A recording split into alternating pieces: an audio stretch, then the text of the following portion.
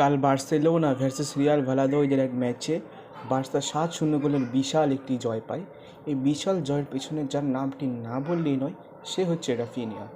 রাফিনিয়ার দুর্দান্ত পারফরমেন্সে মুগ্ধ করে সবাইকে। 3টা গোল ও একটি অ্যাসিস্ট প্রোভাইড করে হয়ে যান ম্যাচ সেরা। কিন্তু এই দুর্দান্ত পারফর্ম করার পরেও কেন ব্রাজিলের আসন্ন ম্যাচের স্কোয়াডে জায়গা করতে পারেননি? গত শুক্রবার ব্রাজিলের আসন্ন ওয়ার্ল্ড কাপ প্রীতি ম্যাচের জন্য দল ঘোষণা করা হয়। সেখানে ম্যান সিটির সদ্য নতুন প্লেয়ার সাভিনো ও আরও অনেককে রাখা হলেও রাফিনহাকে রাখা হয়নি। ম্যান সিটির সদ্য নতুন প্লেয়ার সাভিনো ইনজুরিতে পড়লে সবাই আশা রাখছিল যে রাফিনহা স্কোয়াডে ডাক পাবে, কিন্তু সবাইকে চমক দেখিয়ে ডাকা হলো ফরমার স্পার্স প্লেয়ার লুকাস মৌরাকে। তো রাফিনহাকে কেন রাখা হলো না, এর পেছনে রয়েছে রিজন। তা হলো, গত WC কোয়ালিফায়ার্স ম্যাচে আর্জেন্টিনার সাথে রাফিনহা একটা ইয়েলো কার্ড দেখেছিল।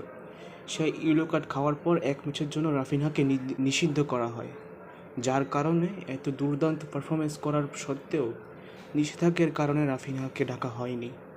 তো এখন দেখার বাকি, সদ্য উঠতে থাকে রাফিনহাকে ছাড়া বাজে ফর্মে থাকা ব্রাজিল, ইকুয়েডর ও প্যারাগুয়ের সাথে কেমন পারফরমেন্স করবে।